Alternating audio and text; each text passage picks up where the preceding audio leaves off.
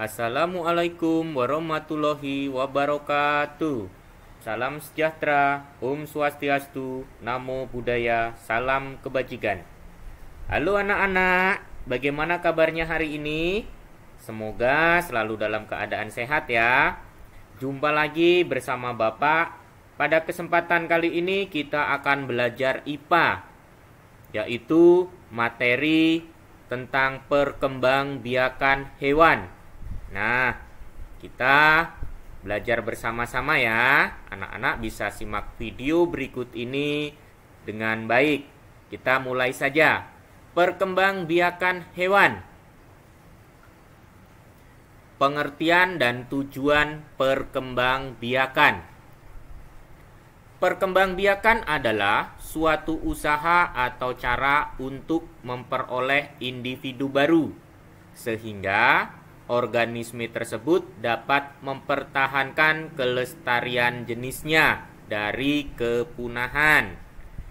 Adapun tujuan dari perkembangbiakan antara lain agar mendapatkan keturunan, agar tidak punah, dan mempertahankan spesiesnya.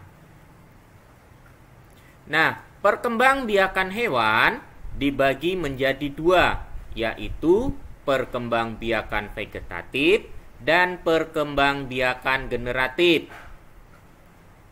Perkembangbiakan vegetatif adalah perkembangbiakan hewan secara tidak kawin, sedangkan perkembangbiakan generatif adalah perkembangbiakan hewan secara kawin. Perkembangbiakan vegetatif antara lain membelah diri, bertunas, dan fragmentasi.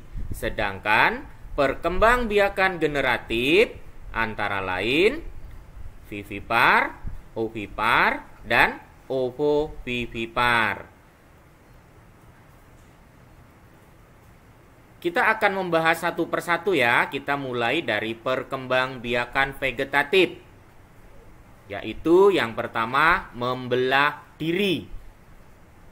Membelah diri merupakan salah satu cara perkembangbiakan hewan tanpa melalui proses perkawinan. Hewan yang berkembang biak dengan cara membelah diri, bagian tubuhnya akan terbelah menjadi dua dan menjadi dua individu yang berbeda. Pembelahan pertama kali terjadi pada inti sel.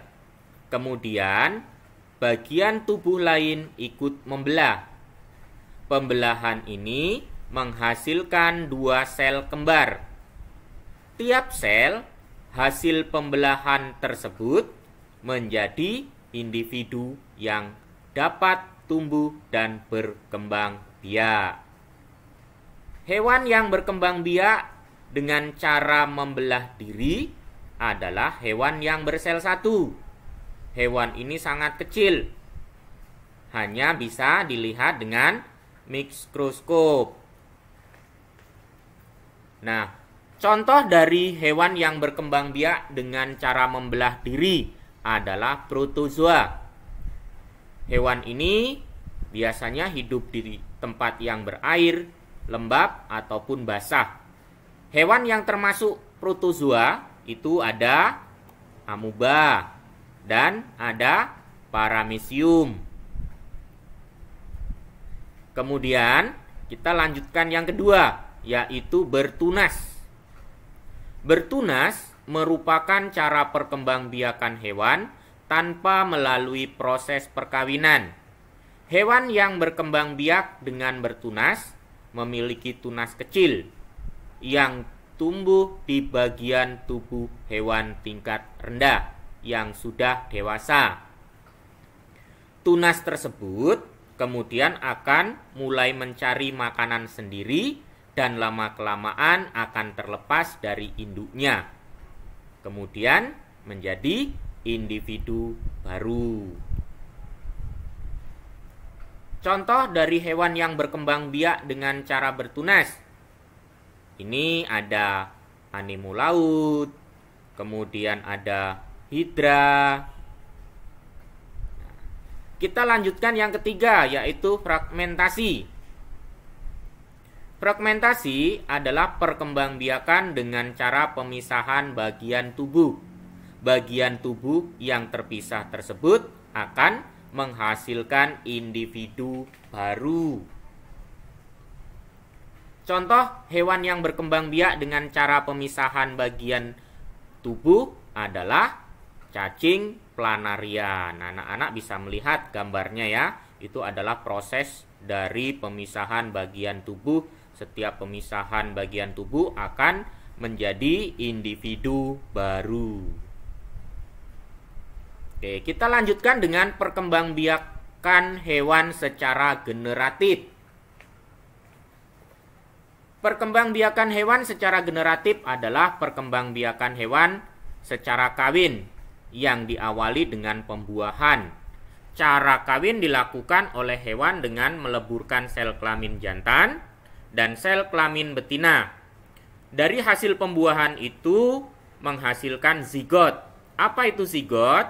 Zigot adalah embrio atau janin. Nah, embrio ini yang kelak akan menjadi individu baru. Nah, setiap hewan memang memiliki cara yang berbeda-beda ya ketika berkembang biak. Nah, kalau secara generatif ini dibedakan menjadi 3 jenis. Yaitu ada ovipar, ada vivipar, dan ada ovovivipar. Kita akan bahas satu persatu nanti ya. Kita mulai dengan hewan ovipar atau bertelur. Ovipar adalah hewan yang berkembang biak dengan cara bertelur. Setelah pembuahan, maka terbentuklah embrio. Nah, hewan yang tumbuh dan berkembang di dalam cangkang. Nah, hewan ini tumbuh dan berkembang di dalam cangkang telur ya. Setelah telur dikeluarkan oleh induknya, embrio ini akan menjadi individu baru saat terjadi proses pengeraman oleh calon induknya. Nah, calon anak ini akan mendapatkan nutrisi serta cadangan makanan yang berasal dari dalam telur. Pembuahannya sendiri bisa terjadi di dalam tubuh, yaitu internal, atau bisa juga di luar tubuh atau eksternal. Oke, kita lanjutkan. Ovipar ini dibedakan menjadi 2 jenis ya, kalau dilihat dari proses pembuahannya. Yang pertama, hewan ovipar yang proses pembuahannya terjadi di dalam tubuh induk betina atau sering disebut dengan pembuahan internal.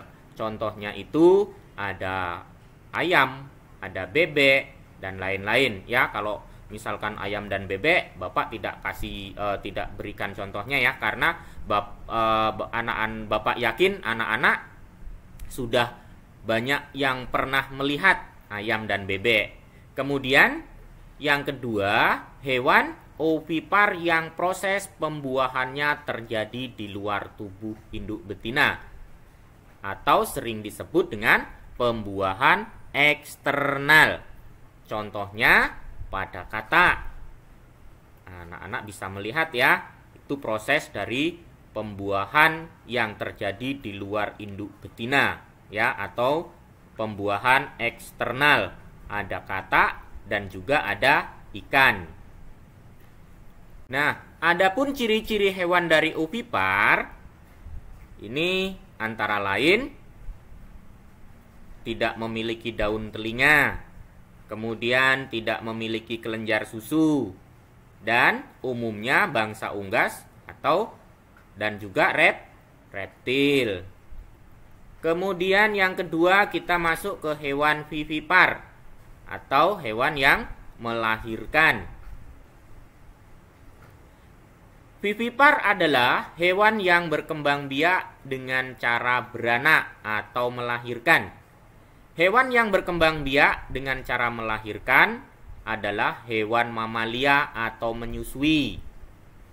Hewan yang melahirkan sebenarnya juga menghasilkan telur, namun tidak dibungkus oleh cangkang dan juga tidak dikeluarkan dari tubuh hewan betina. Telur yang sudah dihasilkan tadi selanjutnya akan dibuahi oleh sperma di dalam rahim saat terjadi perkawinan. Nah, setelah pembuahan, maka terbentuklah embrio hewan yang tumbuh dan berkembang di dalam rahim dengan memanfaatkan nutrisi dari induknya. Nutrisi yang diperoleh ini langsung dari induknya, biasanya disalurkan melalui plasenta, ya. Kemudian calon bayi akan mengalami pertumbuhan di dalam rahim hingga sempurna.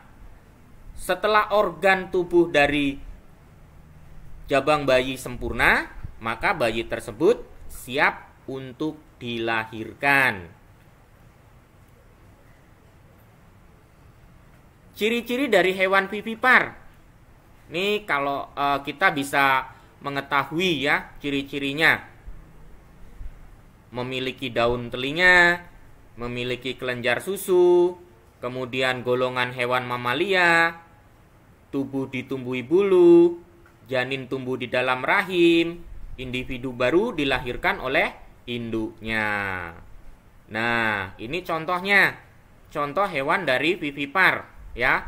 Ini kalau contoh hewan vivipar yang hidup di darat, tentu anak-anak semuanya sudah pernah melihat ya, ada kucing, ada gajah, ada singa, kemudian ada kelinci dan lain sebagainya. Kemudian kalau hewan vivipar yang hidup di laut seperti ikan lumba-lumba, paus dan pesut, ya.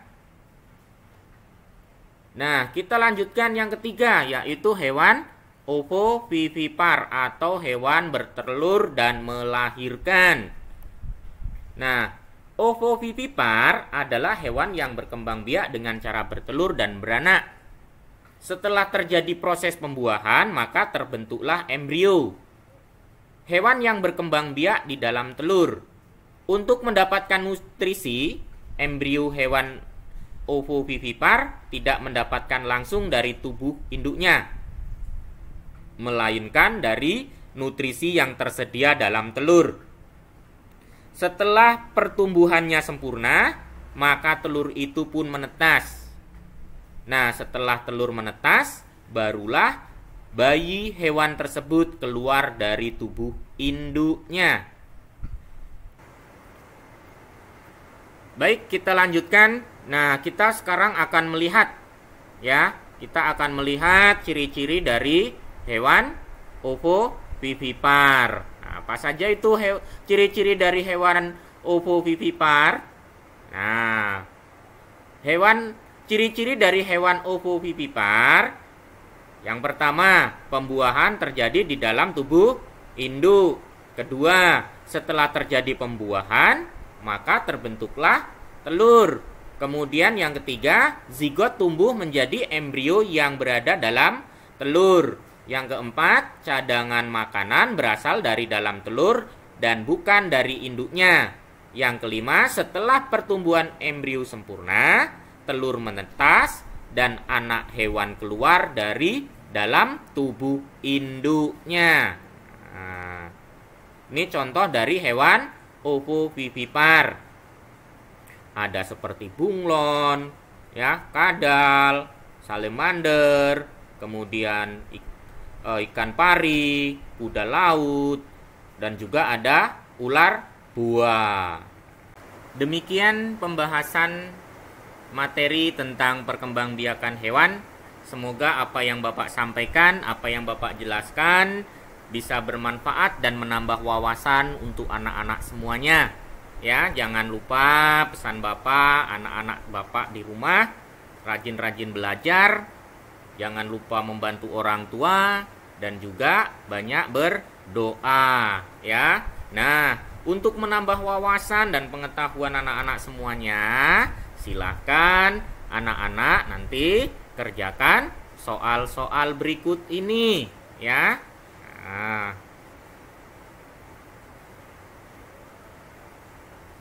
Nah, anak-anak bisa mengerjakan soal-soal berikut ini, ya, untuk menambah wawasan. Kemudian mari kita selalu belajar bersama. Semoga kita semua selalu diberikan kesehatan. Baik, Bapak akhiri dengan Salam sejahtera untuk kita semua dan terima kasih.